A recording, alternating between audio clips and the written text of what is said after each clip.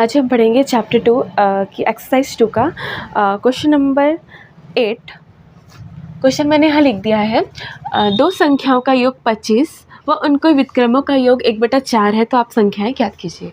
ठीक है, ये जो चैप्टर है दो चर के रैखिक समीकरण वाला है। तो यहाँ पे हमको दो संख्याएं बोला है ना, तो हमको दोनों संख्याओं को दो चर में हम अलग अलग मान लेंगे ताकि हम दो रैखिक समीकरण बना सकें और फिर हमको वो संख्याएं मिल जाएगी। ठीक है, तो सबसे पहले मैंने माना वे संख्याएं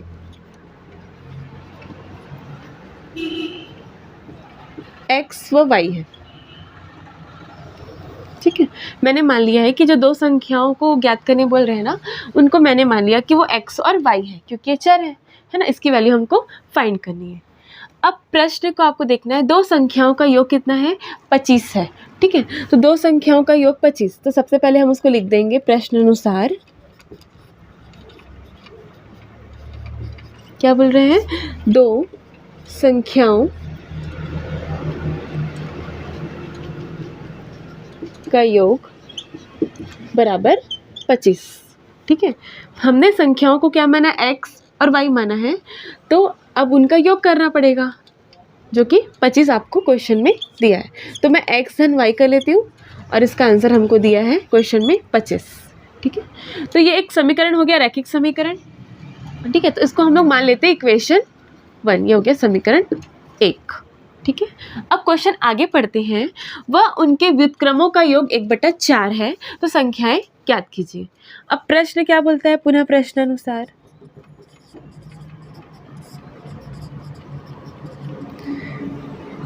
जो दो संख्याएं आपने ली उनके व्युत्क्रमों का योग,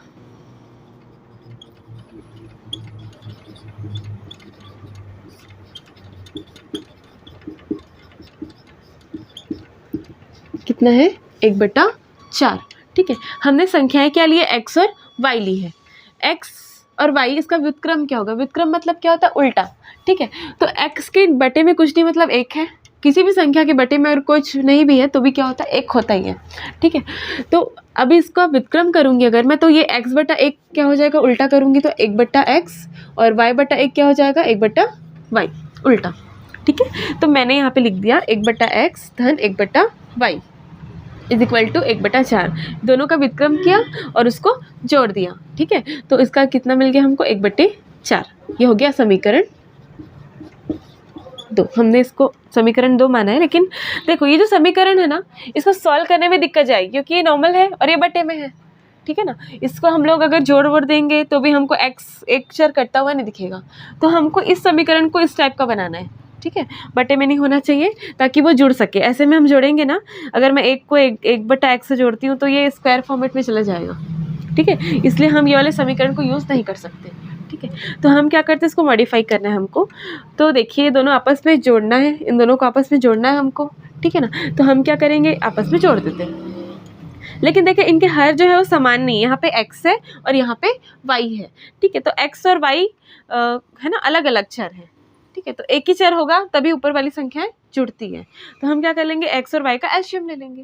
ठीक है ना, x और y का तो कोई पहाड़ा होता नहीं है ना, तो जब भी है ना, दोनों डिफरेंट चर है, तो जब भी कोई नंबर्स भी होते हैं वो डिफरेंट होते हैं, एक दूसरे के पहाड़े में नहीं आते, तो उनका गुणा करते हैं। तो जब भी इस टाइप का कुछ आएगा x y, तो उसका जो एलसीएम होगा वो दोनों का गुणनफल ही होगा। कोई भी चर आ जाए तो दोनों का गुणनफल ही क्या होगा, उसका एलसीएम होगा। तो मेरा एलसीएम क्या होगा, x y, मतलब नीचे में x y हमको लाना है गुणा के रूप में। तो अगर मेरे को यहाँ पर x y लाना है, ये फर्स्ट वाले में, तो x यहाँ पहले से ही है, तो मैं क्या लाऊंगी, y, तो ये क्या हो जाएगा, x y हो जाएगा। यहाँ पे पहले से y है, मेरे को x y लाना है, तो मैं क्या कर दूंगी, यहाँ पे x है ना, तो वो सिर्फ नीचे नहीं होगा, ऊपर भी होगा। ठीक है ना, नीचे हम लोग अलग से कहीं से नहीं ला सकते, तो ऊपर नीचे दोनों में करेंगे तो नॉर्मलाइज हो जाते हैं। ठीक है, तो मैंने y/y कर दिया और यहाँ पे मैंने x/x कर दिया। y का 1 से गुणा किया तो यहाँ पे हमको मिल गया y, x का 1 से गुणा मिल गया तो हमको मिल गया x। नीचे में xy आ गया, दोनों समान है, तो एक बार लिख सकते हैं इसको हम 1/4। क्लियर है। देन हम आगे बढ़ते हैं।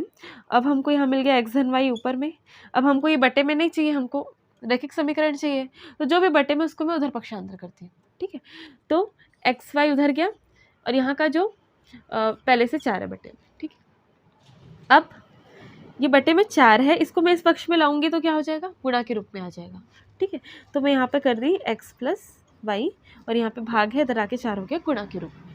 ठीक है, देन यहाँ पे मैंने लिख दिया एक्स वाई।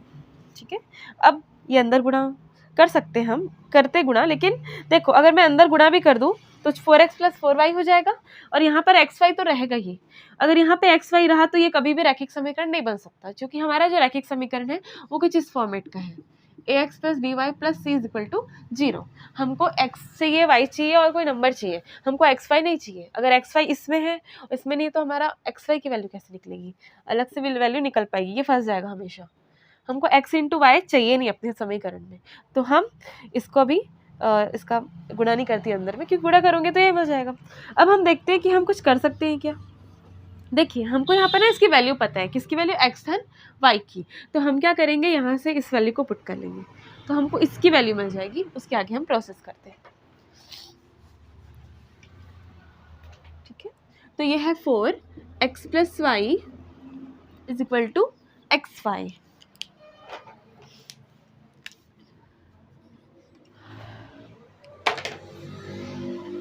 अब x प्लस वाई की वैल्यू हम यहाँ से रखते हैं समीकरण 1 से। ठीक है, तो मैंने यहाँ पे लिख दिया है समीकरण 1 से, मैं यहाँ से x धन y की वैल्यू को रख रही हूँ जो कि क्या है 25।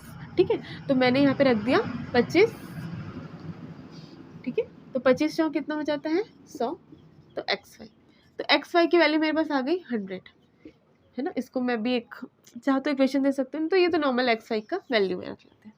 ठीक है, अब देखो आपके पास x प्लस वाई है, आपके पास एक्स वाई है ना। आपको यहाँ थोड़ा ध्यान रखना पड़ेगा, यहाँ पर एक फॉर्मूला यूज़ करना पड़ेगा। एक फॉर्मूला है a प्लस बी का होल स्क्वायर है ना, उसको एक्स वाई के फॉर्मेट में मैं लिख रही हूँ। ये फॉर्मूला है। ठीक है, x प्लस वाई का होल स्क्वायर है ना, क्या होगा X square plus Y square plus 2xy। ठीक है, आपके पास इसकी वैल्यू और इसकी वैल्यू है ना, लेकिन अभी हमको इसकी वैल्यू इसके रख दो तो भी हमको ये स्क्वायर फॉर्मेट में मिलेगा। ठीक है, हम देखते हैं और क्या फॉर्मूला बनता है। हमारे पास इसकी वैल्यू और इसकी वैल्यू है, इन दोनों को रख के हमारे पास ऐसा कोई समीकरण मिल सकता है क्या। तो एक रिलेशन बनता है, x माइनस वाई स्क्वायर का फॉर्मूला क्या होता है, ये होता है। ठीक है, अब हम इन दोनों के बीच में रिलेशन क्रिएट कर दें, अगर हमारे पास इसकी वैल्यू है, हमको ऐसा कुछ फॉर्मेट में समीकरण मिल जाए तो इस तरह का समीकरण मिल जाएगा।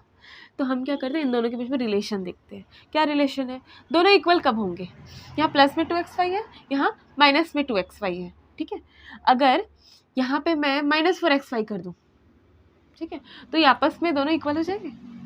अगर मैं यहाँ लिख दूँ माइनस 4xy, ठीक है, मैं करके दिखाती हूँ आपको, मैं यहाँ लिख रही हूँ माइनस 4xy। ठीक है, तो क्या हो जाएगा, अगर ये घटेगा तो माइनस 2xy आ जाएगा यहाँ पर। ठीक है, यहाँ पे सॉल्व करके दिखाती हूँ।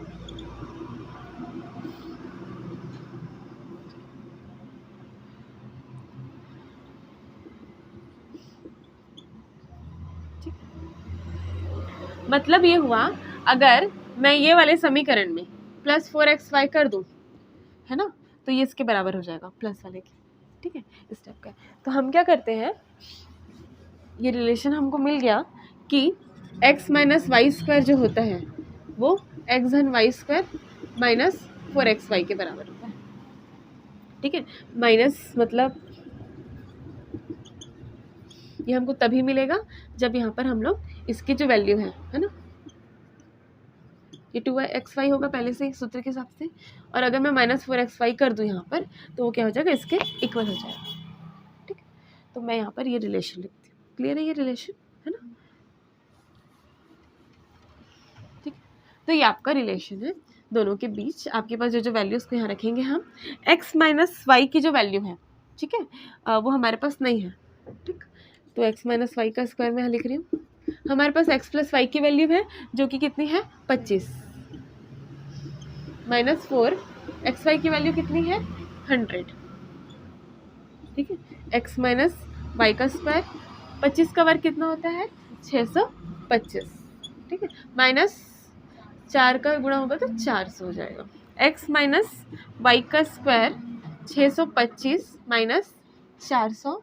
ठीक, तो x माइनस वाई का स्क्वायर 625 में 400 गया 225। x माइनस वाई का स्क्वायर 225 किसका वर्ग होता है 15 का वर्ग होता है, तो 15 का एक्स स्क्वायर लिख देते हैं, एक्स माइनस वाई का स्क्वायर और 15 का स्क्वायर, ठीक है। तो स्क्वायर स्क्वायर कैंसिल हो जाएगा, ठीक है। तो यहाँ पे आ जाएगा हमारे पास x minus Y is equal to, इसको ले लिया हम समीकरण, ठीक। अब हमारे पास दो इक्वेशन मिल गए, एक्स धन वाई इज इक्वल टू 25 और X minus Y is equal to 15, ये दोनों रैखिक समीकरण है। तो अब हम लोग क्या कर सकते हैं, इसके थ्रू इक्वेशन को सॉल्व कर सकते हैं। आपके पास दो विधियां हैं, मैंने पहले आप लोगों को समझाया, विलोपन विधि है, प्रतिस्थापन विधि। आपको जो भी विधि इजी लगी होगी आप उसको यहाँ पे फॉलो कर सकते हैं, ठीक है। तो चलिए सॉल्व करते हैं, ठीक है। मैं इसको मिटा देती हूँ।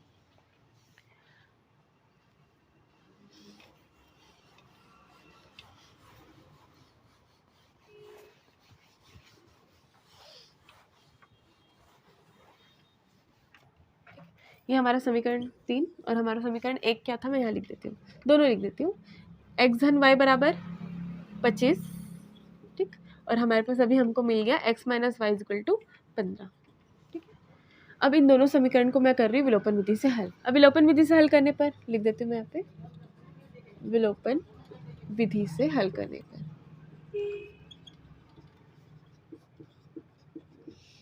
ठीक है। तो विलोपन विधि में क्या होता है, चर इक्वल करने होते हैं, यहाँ पहले से इक्वल है, ठीक है। अगर मैं जोड़ घटा दूंगी तो ये कट जाएगा और जोड़ दूंगी तो ये वाला कटेगा, चल दोनों सब इक्वल है, कोई इक्वेशन आपको समान करने की जरूरत नहीं है यहाँ पर, है ना, सब समान ही है।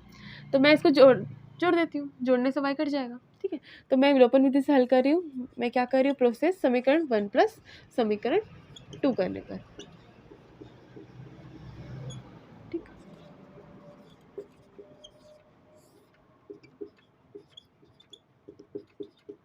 ये प्लस करना है, ठीक। तो प्लस प्लस प्लस 2x हो जाएगा, प्लस माइनस माइनस, है ना, तो y में से y क्या 0 हो जाएगा। 25 और 15 कितना हो जाएगा, 40, नहीं चिन्ह इसलिए नहीं बदली क्योंकि यहाँ पे मैंने प्लस किया है, ठीक है। जब हम माइनस करते हैं तब हमको यहाँ माइनस लाना होता है ना, तब साइन चेंज होता है, ठीक, इस टाइप का। तो x इज इक्वल टू 40/2, ठीक। तो यहाँ पर कट गया और यहाँ पे आ गया 20, x की वैल्यू हमको मिल गई 20। अब किसी भी एक समीकरण में मान रख दो, ठीक। तो मैं रख देती हूँ समीकरण 1 में x का मान रखने पर, ठीक। तो समीकरण 1 है हमारा x plus Y is equal to 25। तो x की वैल्यू हमको मिल गई 20 धन y इज इक्वल टू 25, है ना। तो y की वैल्यू चाहिए ना, तो y is equal to 25 plus 20 इधर आके क्या हो जाएगा माइनस, है ना। तो y की वैल्यू हो गई आपकी 25 में 20 गया आपका 5, ठीक है। इस तरह से हमको आंसर मिल गया, x की वैल्यू मिल गई हमको 20 और y की वैल्यू मिल गई हमको 5, अतः वे संख्याएं 20 और 5 होंगी। इस तरह से हमारा क्वेश्चन सॉल्व हो गया, ठीक है। इस क्वेश्चन में आपको सिर्फ ये इंपॉर्टेंट रखता है ना, कि आपको याद होना चाहिए रिलेशन, ठीक है। आप इसका फॉर्मूला लिख के देख सकते हो, क्योंकि कभी कभी प्लस माइनस में कन्फ्यूजन क्रिएट हो जाता है। आपको फॉर्मूला याद है अलग अलग, तो आप देख सकते हो कि क्या रिलेशन है दोनों के बीच, ठीक है। जिसकी वैल्यू है आप हम रख दिया, उसके बाद हमको ये वाला इक्वेशन मिल गया, ये मिल गया, उसके बाद तो बहुत ईजी है क्वेश्चन, है ना, ठीक है। इस तरह से आप इसको सॉल्व करना। ओके, नेक्स्ट क्वेश्चन समझते हैं।